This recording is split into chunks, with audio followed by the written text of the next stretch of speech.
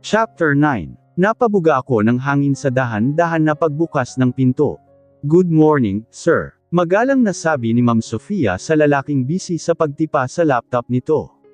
Bigla akong kinabahan dahil kunot pa ang noo ng CEO habang doon pa rin nakatingin sa screen ng laptop. Good morning, Mr. Corrales. This is Venus Sebastian. Bagong employee po natin dito sa admin department. Sabi ni Ma'am Sofia. Doon lang nag-angat ng tingin ang CEO. Sandali itong natigilan at hinagod ng tingin ang katawan ko hanggang sa tumigil sa mukha ko. Ilang sandali ay ngumiti na ito ng matamis sa akin. Doon lang nawala ang kaba ko. Tumayo si Mr. Corrales at lumapit naman kami sa table nito. Kinamayan ako. Naramdaman ko pa ang pagpisil nito sa kamay ko bago bitawan. Nail lang tuloy akong ngumiti sa may edad na lalaki.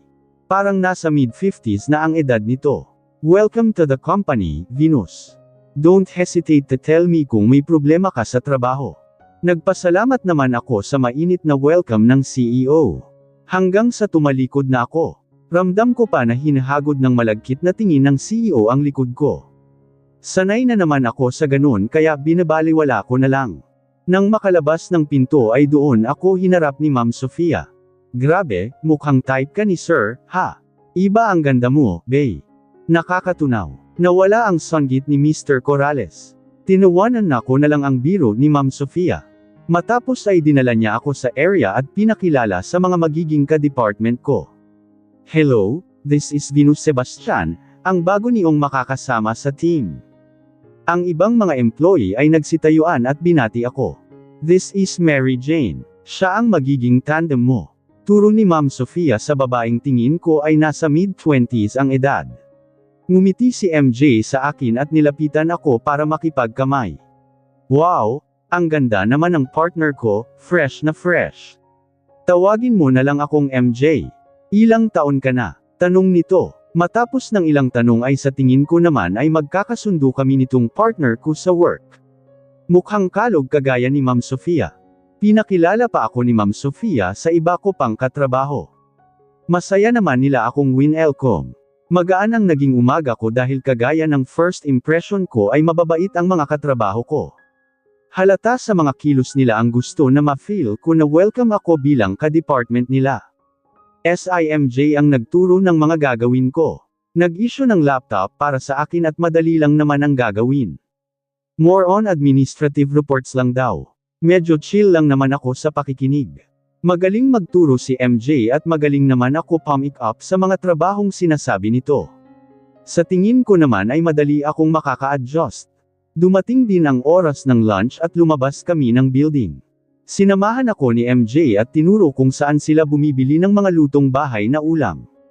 Meron namang pantry sa office kaya doon kami kakain. Business center ang Makati kaya sa mga kagaya kong empleyado na nagtitipid ay malaking tulong na sa karinderya ako kakain kaysa sa fast food. Ngayon ay matutunan ko na rin kung paano mag-budget. Bumalik kami ni MJ sa office at doon kumain sa pantry. Isang room, yun. Halos lahat ng empleyado sa floor ay kayang i-accommodate kapag kakain kami ng lunch. Kumpleto na rin sa appliances, may microwave, oven, ref. So pwede din akong magbaon kapag gusto ko. Napuno ng tuksuhan ang lunch sa loob ng pantry.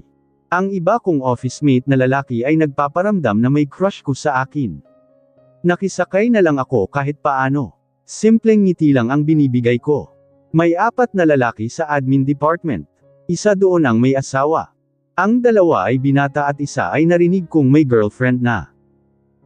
Teka puro kayo pahaging dito kay Venus. Hindi nyo man lang tinanong kung may boyfriend na, yung tao.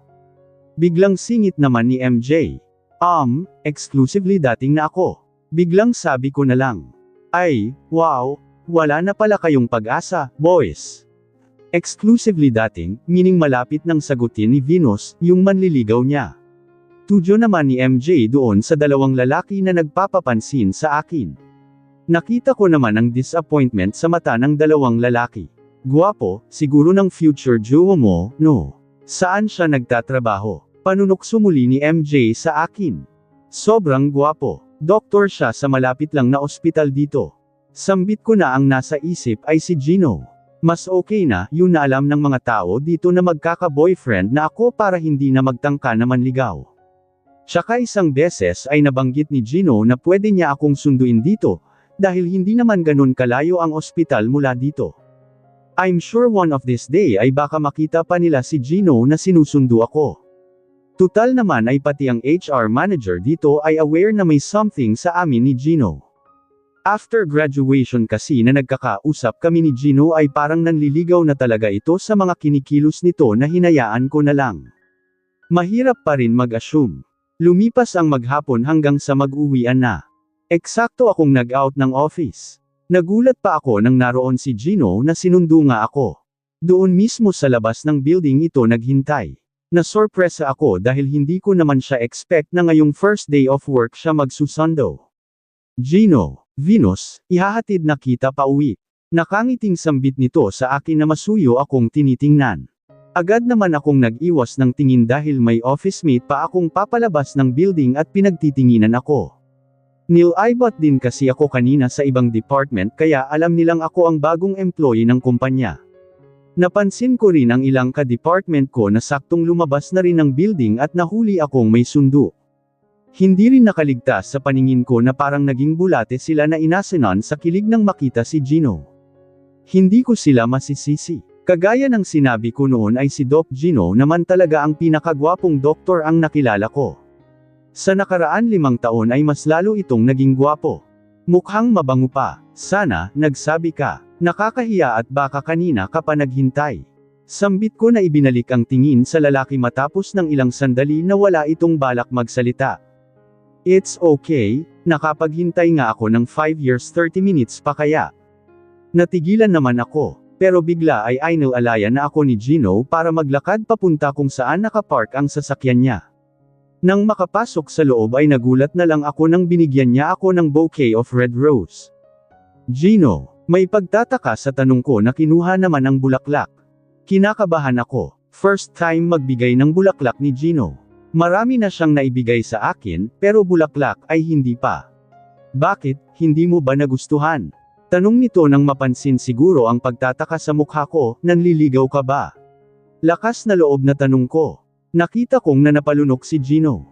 Nil-ibot muna ng tingin ang mukha ko bago muling binalik sa mata ko. Pwede na bang manligaw? Sobrang seryoso ng mata nito. Gino, kasi alam ko hindi mo ko mahal. Gusto kong gamutin ang puso mo. Pinigilan ko ang sarili kong ligawan ka dahil gusto kong makapagtapos ka ng pag-aaral. Alam ko rin na hindi ka pa handa. Pero pwede mo ba akong bigyan ng chance, Venus? Bumigat naman ang paghinga ko. Bigla ay bumalik na naman ang takot ko. Bigla ay mukha ni Ace ang nakikita ko. Yung panahon na matatamis na salita ang naririnig ko. Paano kung sa una lang si Gino? Pero, mayaman ka. Mahirap lang ako. And natatakot ako, Venus, Gino, ang dami kong utang na loob sa'yo. No, Venus. Ayokong pumayag kang magpaligaw sa akin dahil sa tingin mong utang na loob. Ayokong i-pressure ka dahil importante ka sakin. Hindi naman ako makasagot. Na-sense ko naman na darating ang araw na ito na magsasabi siya pero ayoko pang sumagot. I'll take you home. Ayokong guluhin muna ang isip mo. Pinaandar ni Gino ang sasakyan. Medyo ginulo na rin niya ang utak ko. Tahimik lang ako habang bumabiyahe kami pero pinag-iisipan ko ang mga sinabi niya. Inalala ko lahat ng sakripisyo niya. Siguro naman, pwede ko na siyang bigyan ng chance na ligawan ako. Halos lahat naman ng gusto ng babae nasa kanya niya. Walang-wala doon sa malabag kong ex-husband na gerang pa. Kuya, maraming salamat po. Sambit ko kay Manong tricycle driver matapos labot ang bayad ko. Hinalungkat ko ang bag ko para kunin ang susi ng gate dito sa bagong apartment na nilipatan ko. Venus, hiha. Bigla naman akong napalingon nang kinuha ng kapitbahay ko ang atensyon ko. Kayo pala, Aling Cora. Bakit ho? May mga pinagkakautangan ka ba? Tila balisa na tanin nito. Bigla akong napakunot ng noo sa tanong ng matanda. Nako, bakit nyo naman po tinatanong? May nagpunta kasi dito kanina. Tinatanong kung dito ka nakatira. Doon na nagkwento si Aling Cora na tila may investigador raw na makatanong ang lalaking kausap niya kanina. May mga tinanong na detalye tungkol sa akin. Kung sino ang kasama ko sa bahay. Kung may asawa na ako at kung ano-ano pa.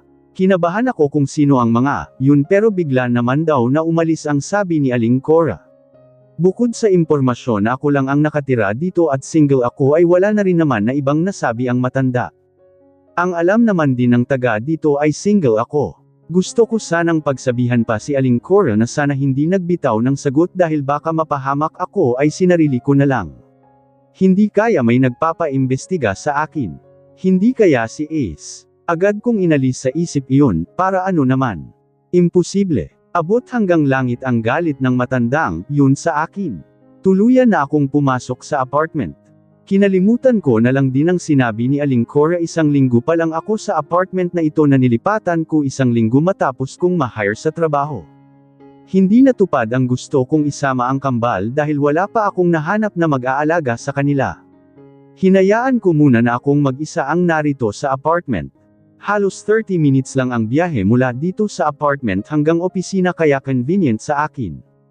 Hindi ganoon kalaki ang nakuha kong apartment, may 1 kwarto lang at kung sakali ay maglalatag na lang ng kama sa sahig ang magiging yaya ko.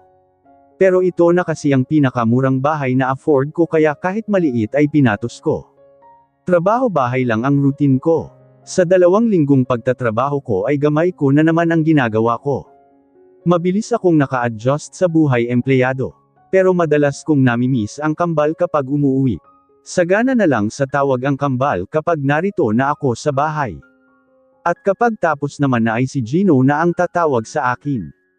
Matapos ng gabing nagsabi sa akin si Gino na gusto nitong manligaw sa akin ay halos hinatid niya ako araw-araw pauwi doon kina nanay. Nang lumipat naman ako dito ay si Gino ang tumulong sa akin. So parang ganoon na talaga ang setup namin. Parang muna hindi ko maintindihan dahil hinahayaan ko lang. Ayaw rin naman kasi nitong magpaawat sa pag-aasikaso sa akin. Pero ako naguguluhan pa rin at takot. Naging busy na lang din ako kapag mag-isa dito sa bahay para maglinis. Maaga rin akong nagigising para magluto ng baon ko. Productive ang araw ko at nakakatipid ako. Naging seryoso rin ako sa trabaho na inaaral ang structure ng business para kapag nagkaroon ako ng sariling negosyo ay maalam na ako. Hindi pa rin naman nawawala sa isip ko ang pangarap kong maging mayaman para na rin sa mga anak ko. Hindi ko namalayan na nakaidlip ako sa sofa pag-iisip. Naalimpungatan na lang ako ng makarinig ng tawag mula sa kay nanay. Nay, kamusta po ang mga bata? Mabuti naman, anak. Kumunat naman ang noo ko dahil tila may bakas ng pag-aalala ang boses nito. May problema po ba, Nay? Kasi anak, kanina nakita kong may nagtatanong dito tungkol sa'yo. Mabuti at nakita ko bago sumagot ang kapitbahay. Kumunat ang noo ko. Biglang kinabahan dahil kagaya ito ng nangyari kanina at hindi ito coincidence. Sino naman, yun, Nay? Hindi ko alam, anak. Natakot yata dahil nga nilapitan ko. Nang tinanong ko ang kapitbahay ay tinatanong daw kung single ka pa, o may karelasyon. Mas lalo akong nagtaka, kinabahan dahil baka may stalker ako. Napapaisip ako sa mga lalaking binasted ko ng college. Sa dami nila ay baka may hindi rin naka-move on lalo na at karamihan ay anak ng politiko at galing sa mayamang angkan. Nay, kung pwede po ay sabihan nyo ang mga kapitbahay na, huwag magsasabi ng information tungkol sa akin. Lalo na sa kambal. Ilang minuto pa kami nag-usap ni nanay. Hanggang sa may baba ko na ang tawag. 3 araw ang lumipas at wala naman akong nabalitaan ng may nagtatanong tungkol sa akin. Nawala na rin yun sa isip ko at binaliwala na lang. Good morning, ngiting bati ko sa guard nang papasok na ako ng opisina. Ay, Ma'am Venus. Doon na po kayo Dummer Echo sa meeting hall para doon sa announcement ng management. Tumango na lang ako sa guard dahil nagmamadali na ako. Kung minamalas nga naman ay late ako ng 5 minutes na after ko mag-swipe ng ID ko. Bigla kasing nasaron ang jeep na sinasakyan ko. Nang makarating ako sa table ko ay halos walang tao doon sa floor. Mukhang nasa meeting hall na ang lahat.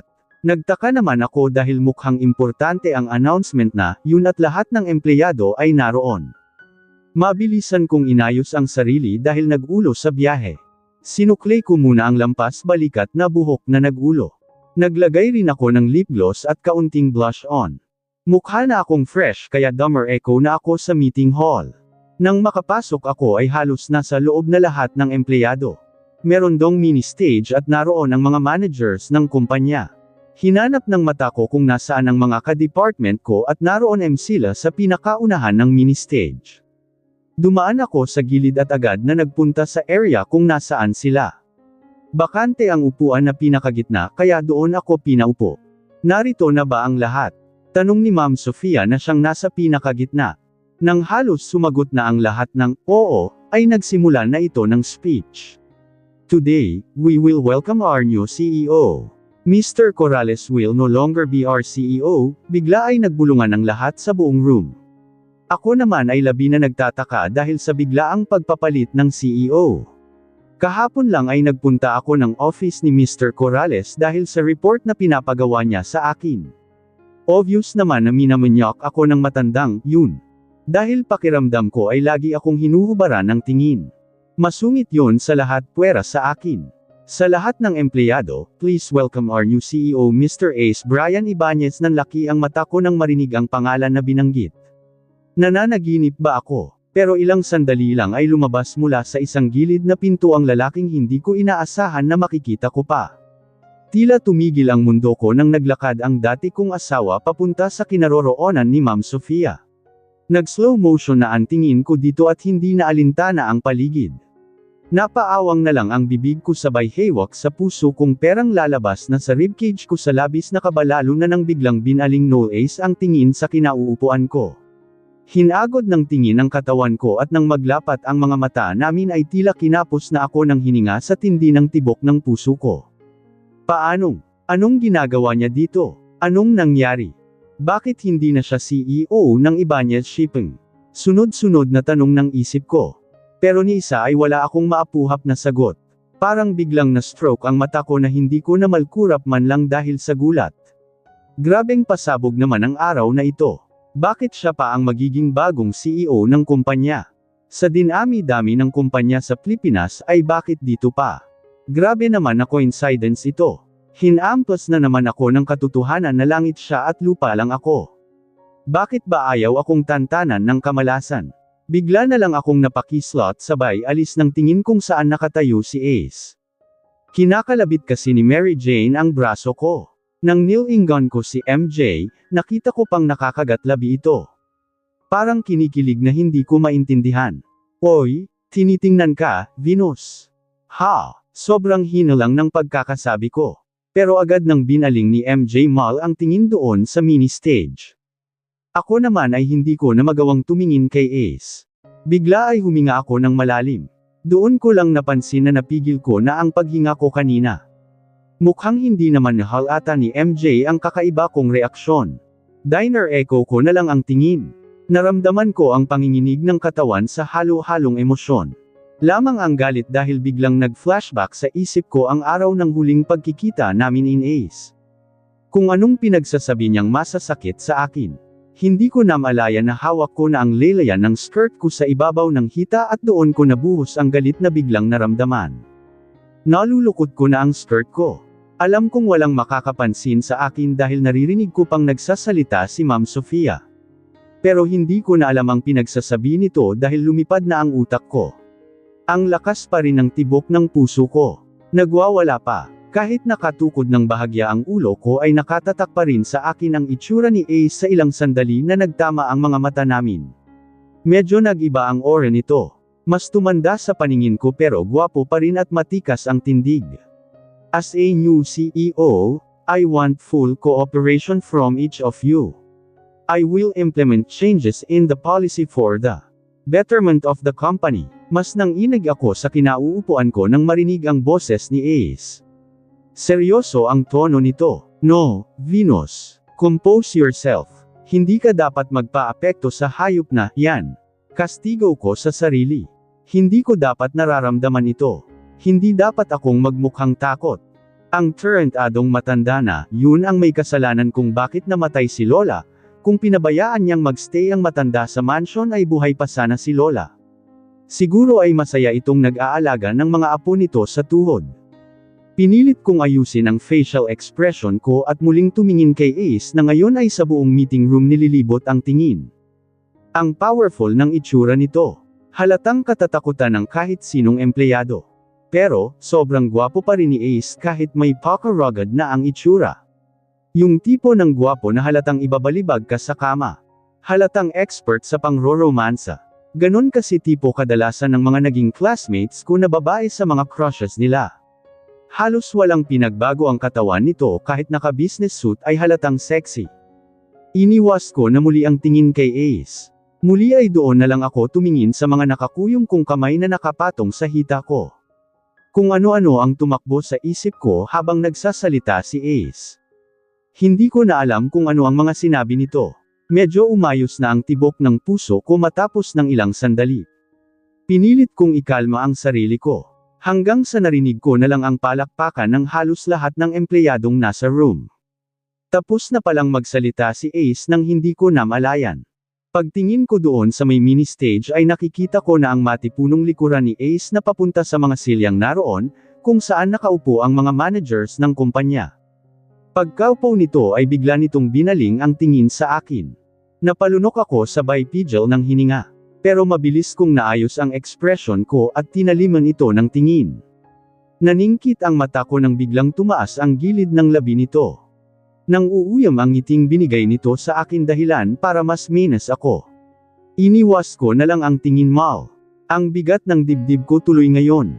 Hanggang sa narinig ko ang biglang sabi ni Ma'am Sofia na ibalik na ang lahat ng empleyado sa mga workstation namin.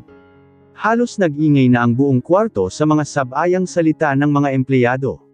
Agad akong tumayo. Hindi pa nakakalakad nang bigla akong hinawakan ni MJ. Oy, Venus. Grabe ang gwapo ni Mr. Ibanez. Kinikilig na wika ni MJ na pilit hinihinaan ang boses. Pero sure akong may nakakarinig dito. Nakita kong nakailang sulyap sa inuupuan mo. Grabe iba talaga ang beauty mo. Nako, MJ. Kailangan ko nang magpunta ng table. May gagawin pa ako. Pag-iwas ko dahil baka mahalata pa nito ang kakaiba kong kilos. Muli akong sumulyap sa mini stage at nahuli ko si Ace na pinapasadahan ng hagod ang puwet at legs ko. Kahit hindi kami ganun kalapit sa isa't isa ay alam ko kung saan nakabilang ang mata nito. Nang mapansin siguro nito na nakatingin ako ay biglang sumeryoso ang tingin sa akin sabay bilang ng atensyon sa operations manager na lumapit dito. Mabilis na ang kilos ko na lumakad na papalabas ng meeting hall. Ramdam ko ang tinginan ng mga lalaking nadaanan ko habang papalabas ako ng pinto. Bihira lang kasi nila ako nakikita dahil madalas lang naman ako doon sa floor namin. Pero kapag nagpupunta ako sa ibang floor, lalo na sa IT department na puro lalaki ang employee ay tila hubad na ako sa paningin nila at gusto nang lapain ang katawan ko. Kung pwede lang magpalit ng uniform at hindi na lang naka-skirt ay ginawa ko na para hindi na nalalantad pa ang legs ko. Para hindi na nila pinagpipiestahan. Nang makalabas ako ng pinto ay doon ako parang nakahinga ng maluwang. Sa loob ng ilang minuto na naroon ako sa room na yun ay tila na suffocate ako. Hindi kaya ng sistema ko presence ng ex-husband ko. Nagsisilabasan na rin ang ibang empleyado papunta sa kani-kanilang room. Nagpasya akong gumamit ng hagdan para makapunta sa floor kung nasaan ang workstation ko. Parang gustong bumigay ng tuhod ko. Ang aga-aga pa pero gusto ko nang hilahin ang oras at maging 5 PM para uwian na. Ngayon pa lang ay hindi ko na alam kung ano ang ikikilos ko dahil parehas lang naman kami ng floor ng Ace na yun. Baka hindi na ako makakonsentrate sa trabaho nito. Nang makarating ako sa floor namin ay dumber echo ako ng restroom na naroon lang din sa area. Pagkabukas ko ng pinto ay agad kong nilock iyon para wala munang makapasok. Bigla ay napasandal ako sa likod ng pinto. Parang gusto kong magwalang doon. Ang tindi pa rin ang emosyon ko hanggang ngayon. Sari-sari pa ang nararamdaman ko kaya ilang segundo ko pang pinakalma ang sarili ko.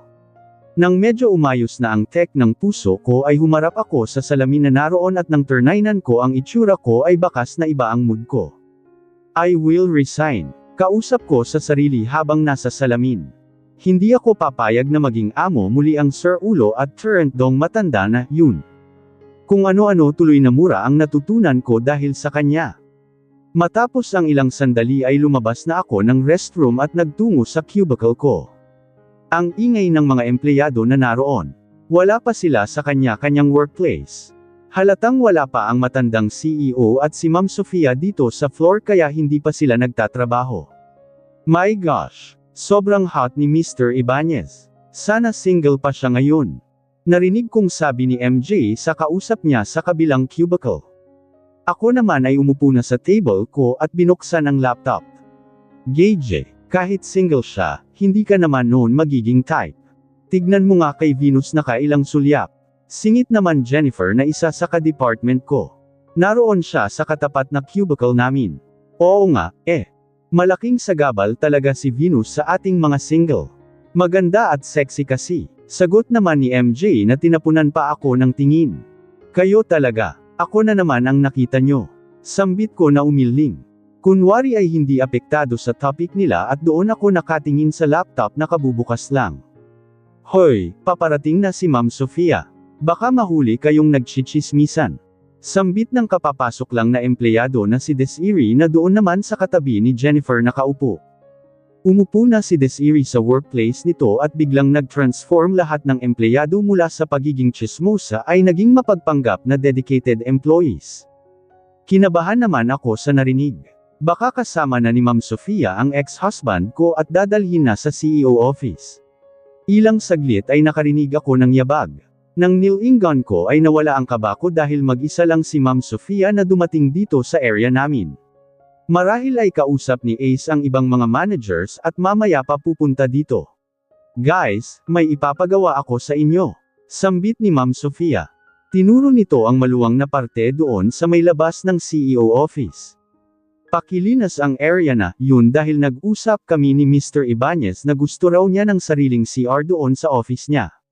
Bale magpapa-extend siya ng office at gagawing CR ang area na yun.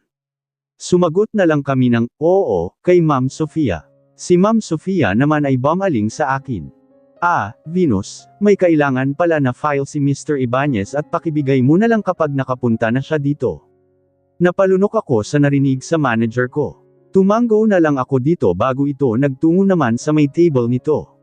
Bigla ay nagbulungan ang mga office mate ko nang makalayo na si Ma'am Sofia.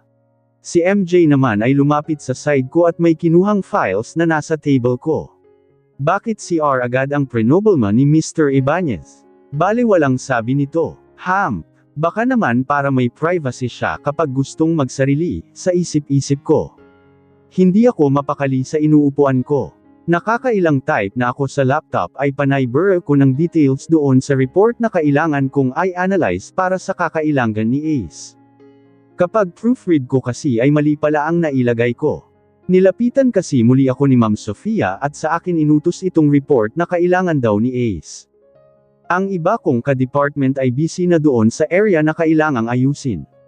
May cabinet kasi doon na naroon ang mga hard copies ng kung ano-anong reports namin. Kailangan na maialis, yun doon dahil ngayong gabi rin pala uumpisahan ng contractor ang pag-check sa area at makagawa na ng design para sa CR. Si Jennifer ang in charge doon sa pakikipag-coordinate ng construction ng CR. Busy silang lahat. Samantalang ako ay hindi lang sa trabaho busy ang utak, pati na rin sa mga susunod kong plano sa buhay. Isa lang ang alam ko, kailangan kong makahanap ng bagong trabaho. Bigla ay namobilma ako. Okay na sana ang lahat, Ang gandang stepping stone na ng kumpanya na ito kundi lang sinira ni Ace ang plano ko dahil sa pagdating na naman nito sa buhay ko. Venus, okay na ba ang report? Napakislat ako sa biglang pagsupot ni Ma'am Sofia sa may tagiliran ko. Hindi ko man lang siya napansin sa lalim ng iniisip. Opo, malapit na po. Bigla naman kumunat ang noo ni Ma'am Sofia. May problema ka ba, Venus? Wala naman po, ma'am. Tumango-tango sa akin si Ma'am Sofia. Sige, tapusin mo na, yan. Baka biglang matapos ang meeting ni Mr. Ibanez sa mga taga-operations at hanapin, yang report. Opo, ma'am. Magalang na sagot ko na pilit nang umiti. Pagkaalis ni Ma'am Sofia ay nag-concentrate na ako sa ginagawa. Pinilit kong maging tama ang mga data na ine-encode para tama rin ang data na ma-analyze ko. Ayokong pumalpak at baka sabihan ni Ace na tatanga-tanga ako sa trabaho. Hindi naman ako nagsunog ng kilay para lang muli na naman itong alipustahin. Sa awa ng Diyos ay natapos ko ang report na pinapagawa sa akin within 30 minutes dahil nag-concentrate ako. Tiningnan ko ang oras at halos 2 oras na ang lumipas matapos ng meeting kanina. Dahil sobrang busy pa ng mga kasamahan ko ay naisipan kong tumulong sa kanila na ayusin ang mga files. Kapag dito ako sa laptop nakaharap ay malamang napasukin na naman ni Ace ang utak ko kaya doon na lang muna ako sa mas busy. "Oh, Venus, tapos ka na?" Tanong sa akin ni MJ. "Oo, tulungan ko muna kayo." Nagpunta ako sa ilang office mate ko na nagkukumpulan. May kinuha akong files mula sa cabinet. Ilang envelope at folders, yun. "Sakto, Venus, pwede mo bang i-sort na rin ang mga files na yan per year?" Pakiusap ni MJ. "No problem." Nakangiting sabi ko sabay talikod kay MJ.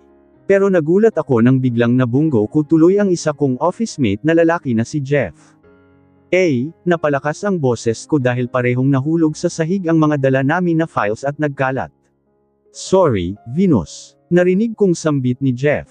Hindi ko na nagawang tingnan pa si Jeff at agad akong lumuhad para pulutin ang mga nahulog na papel. Naghalo tuloy ang mga files namin na dala. Sorry, patuloy na sabi ni Jeff at nang nilingon ko ito ay nakatingin siya sa akin. "Okay lang, Jeff. It's also my fault, hindi ako nakatingin." Sambit ko na nag-focus sa pagpupulot ng mga papel hanggang sa biglang parang nakarinig ako ng mga bulungan. "My gosh! Andyan na si Sir. Grabe ang hot, panipik." Nang nilingon ko kung saan nakatingin ang mga babae kong office mate ay doon sa bandang pasukan ng pinto. Agad akong lumingon at natigilan ako nang nakitang kara-rating lang ng lalaking ayokong harapin. Malayo ang distansya namin mula doon kay Ace na nasa bungad pa lang ng pinto papasok dito sa admin area kaya malamang ay hindi nito dinig ang mga mumunting bulong ng mga kinikilig na babae. Nagtama ang tingin namin ni Ace at bumigat ang paghinga ko kagaya kanina nang una ko siyang makita. Seryoso ang mukha nito at nang nakita kong bumaling ito kay Jeff ay napansin ko na yumigting ang panga ni Ace. Tiningnan ko tuloy si Jeff at nakita kong doon pala sa hita kong na-expose na katingin dahil nga nakaluhod ako, umangat tuloy ang skirt ko. Bigla ay tumayo ako. Hindi na ako nag-aksaya ng oras na tingnan pa ang mukha ng ex-husband ko. Yumuko ako. Narinig ko na lang ang yabag nito papunta dito sa may kinatatayuan namin. Nawala na ang mahihinang bulungan ng mga office mate ko. "Good morning, sir." Halos sabay-sabay na sabi ng mga kasama ko.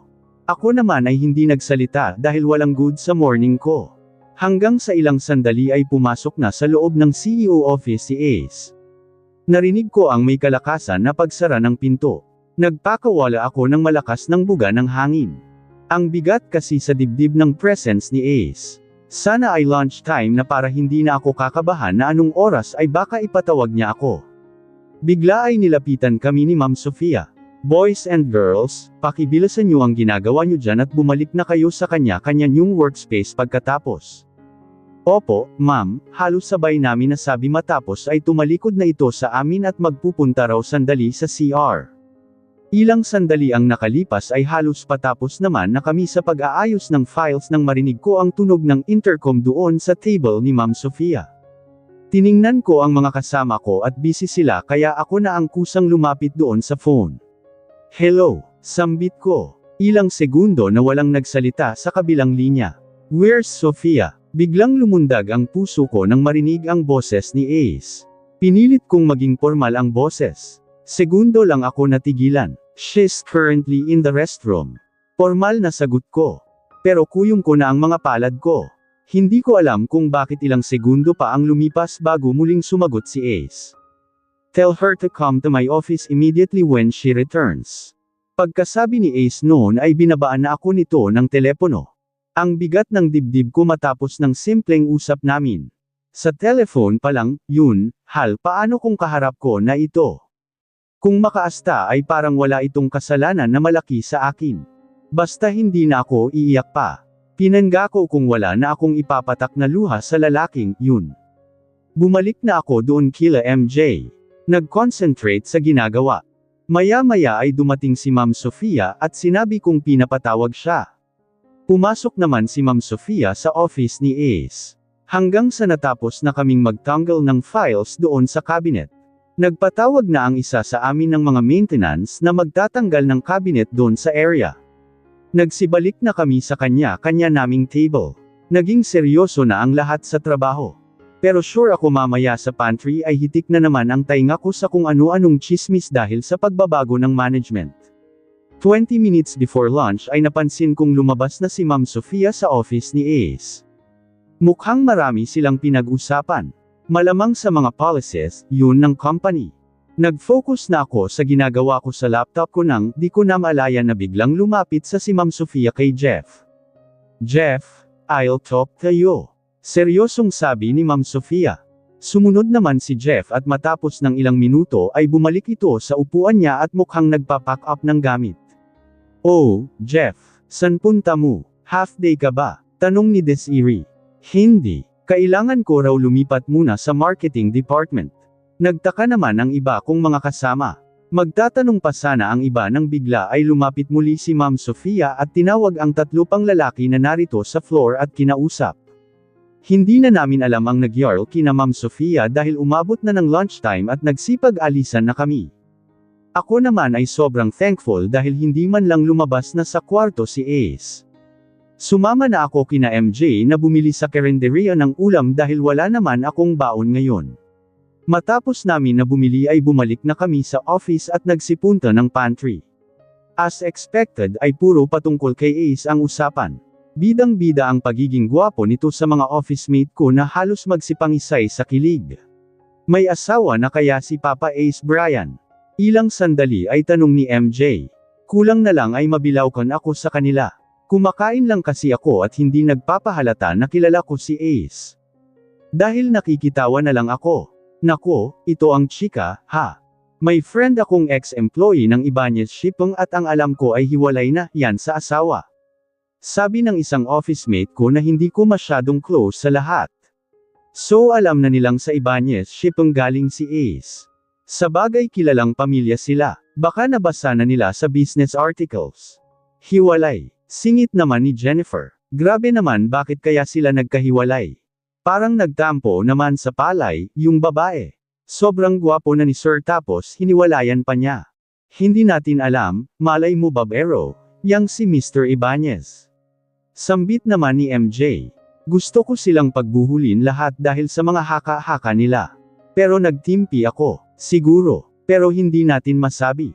Baka, yung babae ang may problema. Wika ni Jennifer. Bigla ay malakas kong naibaba ang kutsara at tinidor ko. Nagngit-ngit ako ngayon sa inis sa mga kasama ko. Mas madali talagang mag-assume kesa alamin ang katotohanan. Oy, may problema ba? Bigla ay tanong sa akin ni MJ. Pilit akong ngumiti at sinabi na wala. Hindi ko na tinapos ang lunch ko at nawalan ako ng gana. Nagpaalam na ako sa iba kong kasama para bumalik ng table ko at doon magpalipas ng sandal bago mag 1 PM at start uli ng working hours. Pagkarating ko doon ay napansin ko na nagliligpit ng mga gamit ang 3 pang boys na nandito sa floor. Hindi ko naman close ang mga iyon kaya hindi ko na lang pinansin. Mukhang malulungkot sila. Tuluyan na lang akong naupo sa table ko ay may ilang minutes pa at pwedeng magpahinga. Nang malapit ng mag-working time ay nagpunta ako sa restroom para mag-retouch. Ilang sandali rin ay halos napuno na kami doon sa restroom dahil tapos nang magsikain sina MJ at ang iba pa. Bumalik ako sa table ko matapos at saktong working hours na. Halos magkakasunuran lang kaming nagsipagbalik doon sa kanya-kanyang table. Kinakabahan ako dahil alam kong ilang sandali ay may kakailanganin na file sa akin si Ace. Hinanda ko na ang sarili. I'll make sure na formal ang magiging itsura ko at mukhang walang paki. Anyway, I'm decided to resign. Kahit sigawan niya ako or what. I don't care anymore. Ipapamuka ko sa kanya na, huyu, siya talaga. Bigla ay nagpunta na naman si Ma'am Sofia sa area namin. Okay, girls. Mamaya, bago tayo umuwi, I'll discuss some changes in this department. May mga gustong baguhin sa policy si Mr. Ibanez. At, huwag pala kayong magtataka na wala na, yung iba niyong kasama dahil biglaan ay ililipat sila ng ibang department at papalitan na lang. With regards to turnover, MJ, ikaw ang mag-aasikaso na makipag-coordinate kina Jeff tungkol sa mga pending works nila na naiwan. Pero doon muna sila kausapin sa bago nilang workstation. Not here. Mahabang paliwanag ni Ma'am Sofia. Yes, ma'am. Maagap naman na sagot ni MJ. Venus. Pwede mo bang dalhin na ang report na kailangan ni Sir? Utos ni Ma'am Sofia na sa akin na nakatingin. Yes, Ma'am Sofia. Labas sa ilong na sagot ko. Bamantong hininga muna ako bago naglakad papunta ng office ni Ace. Nang nasa tapat na ako ng pinto ay nakaramdam pa ako ng panginginig ng laman. Ilang sandali ay kumatok na ako. Narinig ko ang bar itong tinig ni Ace. Dahan-dahan kong pinlit ang seradura. Bumungad sa akin si Ace na sa laptop nakatingin. Sinarado ko ang pinto at naglakad na patungo sa table ni Ace. Parang wala naman itong balak na tingnan ako man lang. Good thing, because I prefer not to make eye contact with him. Hanggang sa makarating ako sa table nito at padabog kong nilapag ang documents at tumalikod, sabay hakbang palayo. Is that how you treat your new boss? Ang cold ng boses ni Ace na nagpahinto sa akin sa paglakad. Lumingon ako kay Ace. Sinigurado kong wala akong emosyon sa mukha nang magtama ang mga mata namin. Sinigurado kong hindi ako affected sa pagsusungit nito. This is how I treat my evil ex-husband. And for your information, Mr. Ibanez, expect my resignation letter tomorrow. Hindi ako papayag na maging boss ang isang katulad mo. Matapang na sagot ko. Ngumisi si Ace, yung tipong hindi man lang tinablan sa pagtataray ko. Well, if you wanna resign from the position, hindi kita pipigilan, Miss Sebastian. Just make sure that you don't have pending jobs na maliwan. This is your first job. To avoid any future complications with prospective employers, you need to ensure a seamless work transition here in the company. Sambit ni Ace na dirtsyong nakatingin sa mata ko. MS Sebastian, talagang nagpapaka-formal din ang loko, ha? Biglang mas nanakit ang dibdib ko sa kinilos nito. Halatang walang alam sa pinagdaanan ko sa loob ng ilang taon para umasta ng ganon. Parang wala lang talaga sa kanya ang nangyari sa amin. Ni sorry sa mga huling sinabi nito na masasakit sa akin ay wala.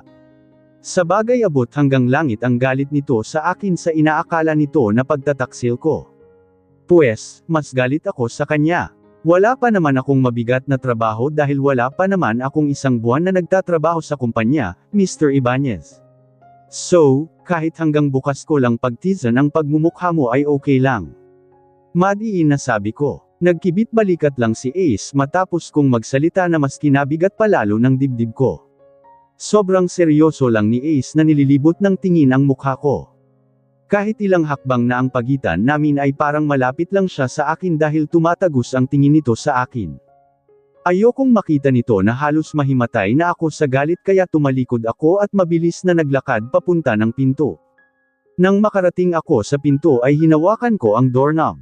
Mabilis na lingon ang ginawa ko at huling-huli ko si Ace na hinahagod ng tingin ang puwet at legs ko.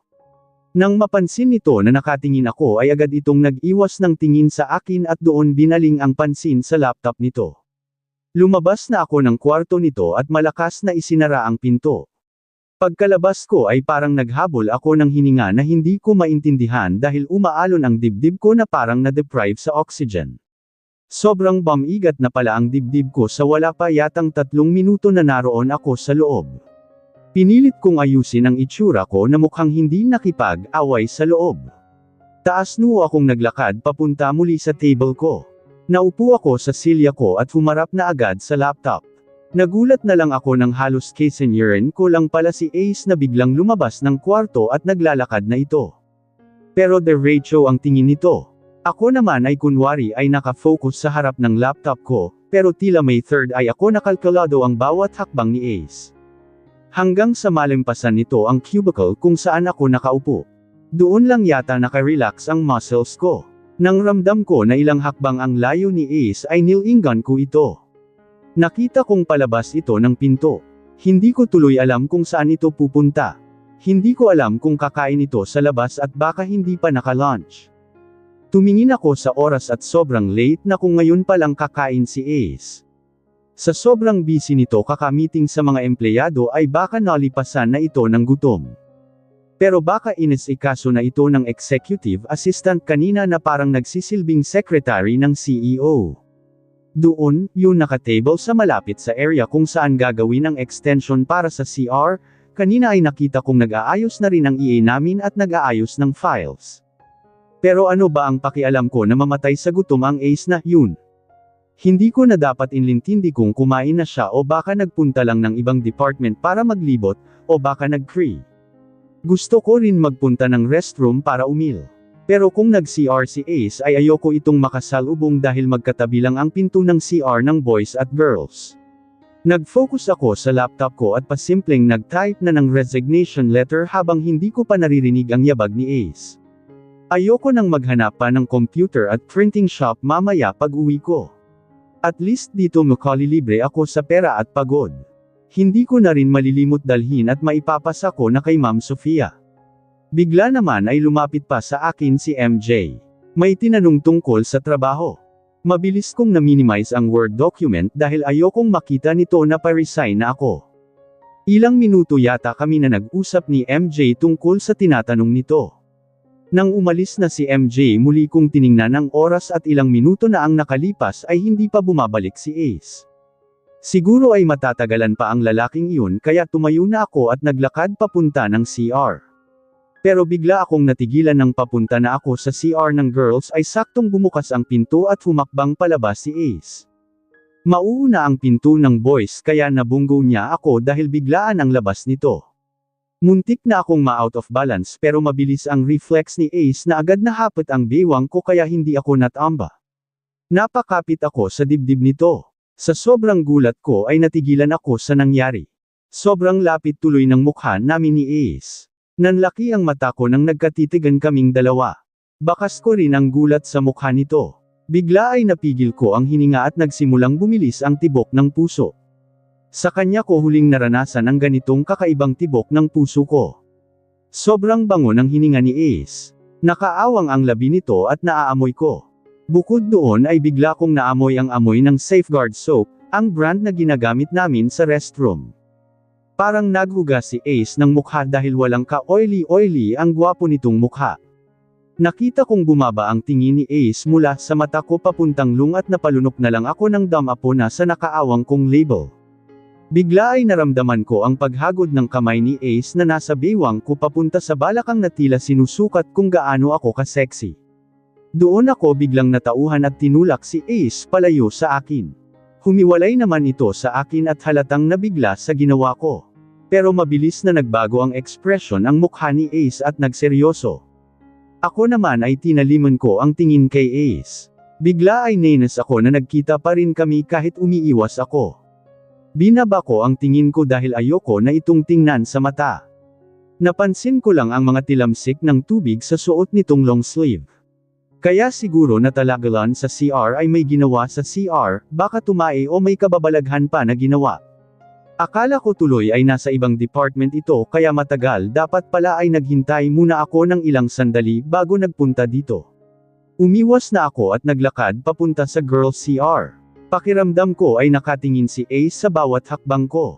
Pagkapasok ko sa CR ay kinalma ko na ang sarili. Nagpunta ako sa harap ng salamin.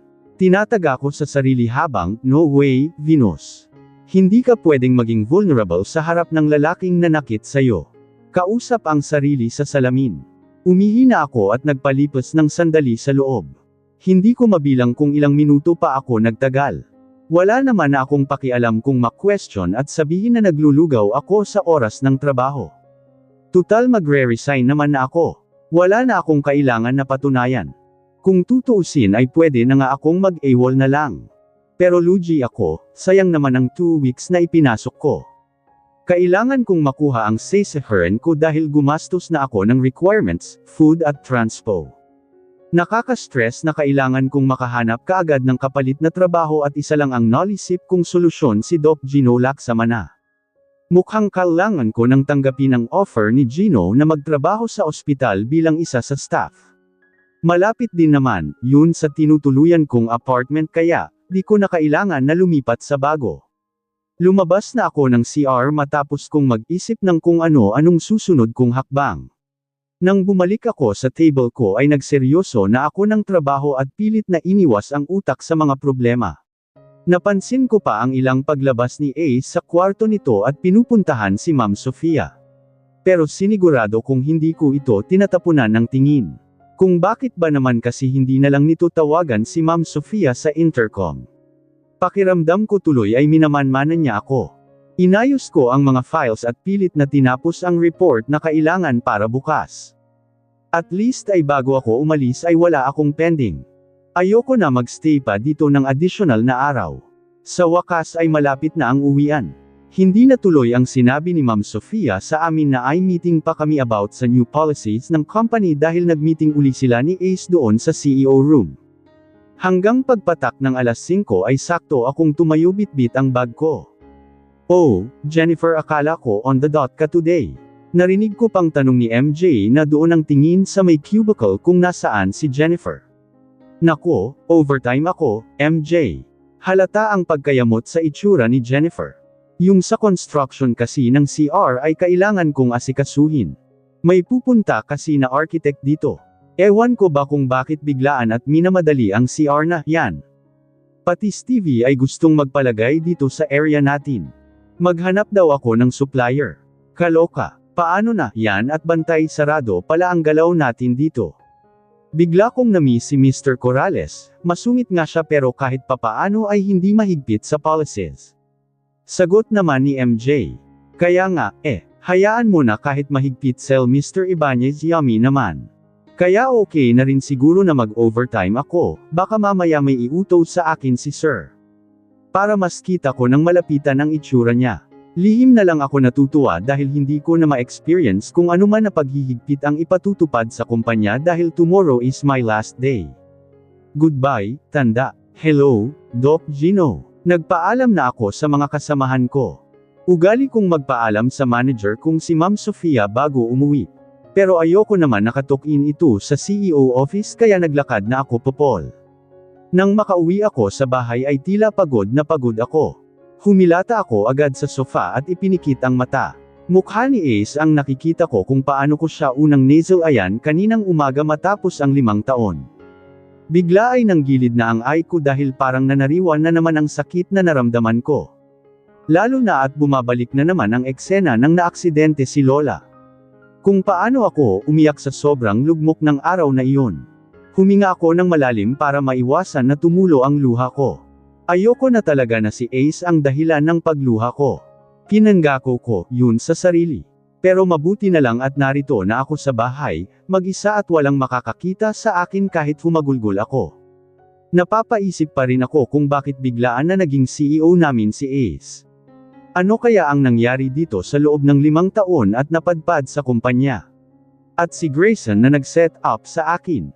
Nasaan na kaya ang pamilya ni Ace? At si Ace, nagkaroon pa kaya ito ng karelasyon? Hiwalay naman na kami, baka pinagpalit na rin ako ng ex-husband ko. Unless kagaya si Ace nang una kong makilala na walang interest sa pag-aasawa dahil bitter sa love life, luha. Dumami lang ang tanong sa isip ko pero wala na naman nakasagutan. Kagaya ng katanungan na kung paano ako napunta sa kama ni Ace 5 taon na ang nakakaraan dahilan para ikasal kami. Hanggang ngayon ay malaking katanungan pa rin sa akin yun. Basta aalis na lang ako para hindi na magulo ang buhay ko. Ang buhay ng kambal. Ayokong dahil sa pagkikita namin ni Ace ay magkaroon pa ito ng pagkakataon na makilala ang mga anak namin. Akin lang ang mga anak ko. Ipaparamdam ko sa mga Ibanez na, yan ang pinaramdam nila sa akin na matrace ko lang ang kailangan nila. Ipagkakait ko sa kanila ang tagapagmana ng Ibanez. Napukaw ang mga iniisip ko nang maramdaman ang vibrate ng cellphone ko. Nang tiningnan ko ay si Gino ang tumatawag. Hello, Venus. How's your day? Gino, mabuti naman. Medyo napagod. Kung wala siguro akong scheduled operation ay nasundo kita.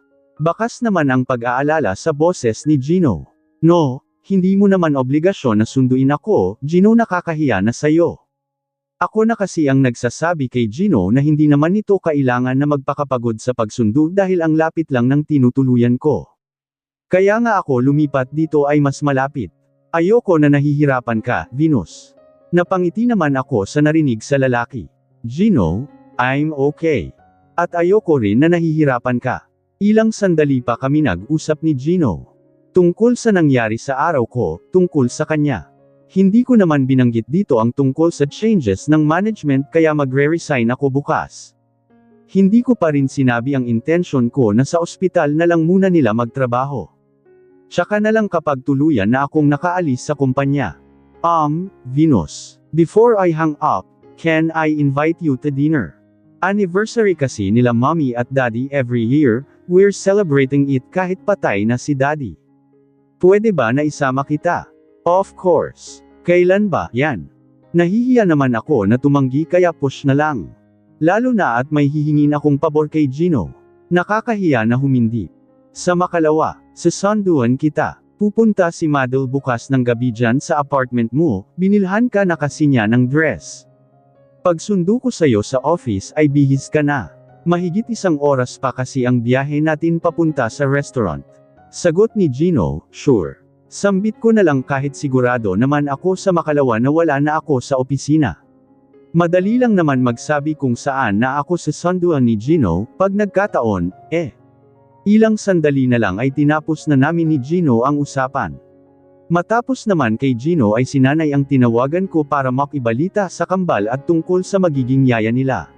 Pwede ko na raw makausap ang magiging yaya ng kambal ngayong darating na linggo.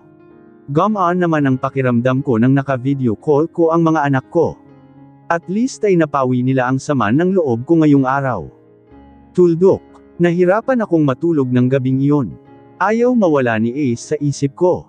Mabuti na lang at nagising pa ako ng maaga at hindi na late sa trabaho. Halos nagmamadali akong umakyat patungo sa floor namin. Nang makarating ako sa table ko ay labis naman ang pagtataka ko sa kakaibang tingin ng mga kasamahan ko. Hanggang sa hindi na nakatiis si MJ at nilapitan ako. Parang ayaw pa nito na mag-sabon sa akin. Venus, alam mo na ba, na magkakaproblema ka ngayong araw dahil nalugi raw ang kumpanya ng 5 million dahil doon sa report na ginawa mo last week. Bigla ay tila binuhusan ako ng malamig na tubig sa narinig mula kay MJ, 5 million. Panipi.